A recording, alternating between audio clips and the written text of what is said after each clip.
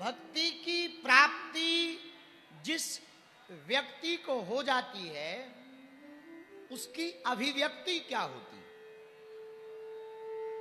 जैसे मानो हम भक्त नहीं हैं, मुकेश जी, अचानक भक्त हो जाओ आप, तो हमें कैसे पता लगे कि हमें भक्ति की प्राप्ति होगी? उसका पैरामीटर क्या है कि हम भक्त हो गए हैं या हमारे अंदर भक्ति आ गई है? इसको कैसे पता करें? ये शायद बहुत लोगों का प्रश्न होगा कि हम भगवान की भक्ति तो करते हैं, भक्ति उतरी कि नहीं उतरी इसका क्या पता है? क्या पैरामीटर है? क्या आकलन किया जाए कि हमें पता लगे कि भक्ति है, हो रही है, ठीक हो रही है, ये भक्ति है? नारद भक्ति सूत्र में नारद जी से यह प्रश्न किसी ने किया। आचार्य नारद जी कहते हैं जिसको भक्ति की प्राप्ति हो जाती ना उसको 3 चीजें मिलती हैं। क्या? अरे बोलो ना, ऐसे बैठे जैसे बिना खाए आए हो। जिसको भक्ति मिल जाती उसे 3 चीजें स्वभावतः मिलती। जैसे किसी को मंत्री का पद मिलता है तो पुलिस स्वभावतः मिलती है कि नहीं? सिक्योरिटी गार्ड मिलते, गाड़ी मिलती, बंगला मिलता। बोलो हाँ या ना? अरे बोलो जी, हाँ या ना? ऐसे ही कोई बाबा जी बन जाए, महात्मा बन जाए, सम्मान अपने आप मिलता कि नहीं मिलता? भाई कोई सम्मान ना भी करे तो अपमान भी नहीं करता। चलो ठीक है भाई, कैसे ही है, ठीक है ठीक है। ऐसे ही भक्ति मिलती है तो क्या मिलता? नारद जी ने सीधा सा उत्तर दिया। नारद जी भक्ति सूत्र में कहते हैं सिद्धो भवति।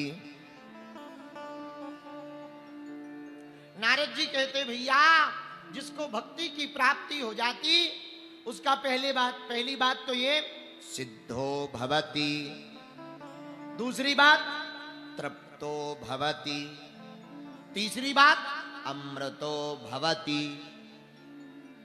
जिसको भगवान की भक्ति प्राप्त हो जाती है उसे 3 चीजें मिलती हैं। पहली सिद्धि, परिपूर्णता। सिद्धि का मतलब आप ये मत समझना कि वो चमत्कार करने लगता, उड़ जा, नहीं। सिद्धि का मतलब परिपूर्णता। अब कुछ नहीं पाना है, अपने आप पर भरोसा, खुद पर भरोसा। सिद्धि का मतलब है आत्मविश्वास, दृढ़ आत्मविश्वास, वही तो सिद्धि है।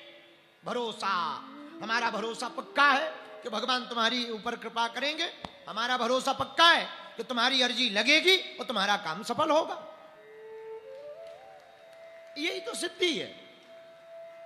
और भगवान कर देते हैं, हमारी वाणी की लाज भगवान रख देते हैं। गुरुदेव भगवान हमारे वाणी का इज्जत रख देते हैं, ये सिद्धि है बस।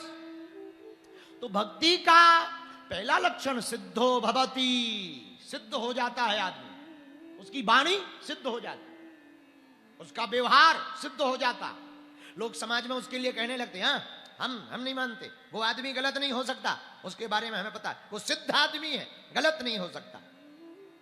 सारी दुनिया विरोध करे और जो आदमी उसकी जान लेता है वो कभी विरोध नहीं करता। तो भक्ति की पहली प्राप्ति व्यक्ति को सिद्धो भवति। पर दूसरी प्राप्ति क्या? अमृतो भवति। दूसरी प्राप्ति है वो अमृत को पा जाता। तो क्या मरता नहीं? नहीं, मरता है, पर वो नहीं मरता, वो मरता है। वो नहीं मरता है, वो मरता है, वो नहीं मरता है। आप कहोगे ये पहेलियां क्या बुझा रहे हैं, कौन मरता कौन नहीं मरता, जरा सीधा सीधा बताओ। उसका शरीर मरता है, वो नहीं मरता है।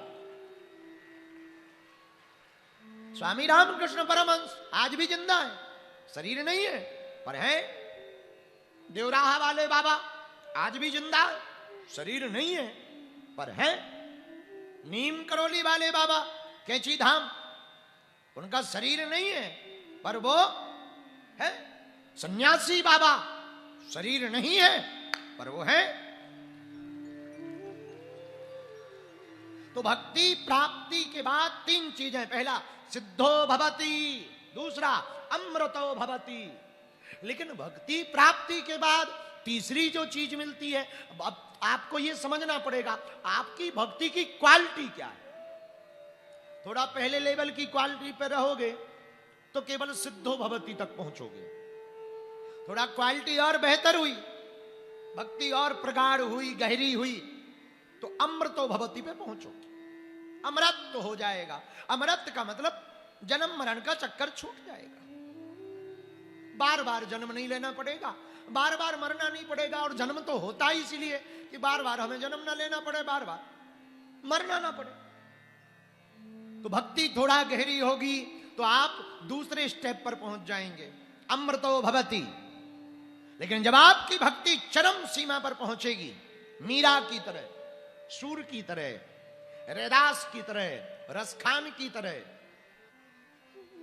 कर्माबाई की तरह, विप्र हरपाल की तरह, जनाबाई की तरह, मुक्ताबाई की तरह, संत तुकाराम की तरह, संत नामदेव जी महाराज की तरह, संत गाड़गे जी महाराज की तरह, संत स्वामी समर्थ रामदास जी की तरह, स्वामी विवेकानंद की तरह, बामा चरण खेपा बंगाल के संत की तरह, नागरी बाबा बंगाल के, उनकी तरह जब आपकी भक्ति एकदम चरम सीमा पर पहुंच जाएगी तो पहले सिद्धो भवति, दूसरो अमृतो भवति, तीसरो तृप्तो भवति। तुम में और परमात्मा में कोई अंतर नहीं रहेगा।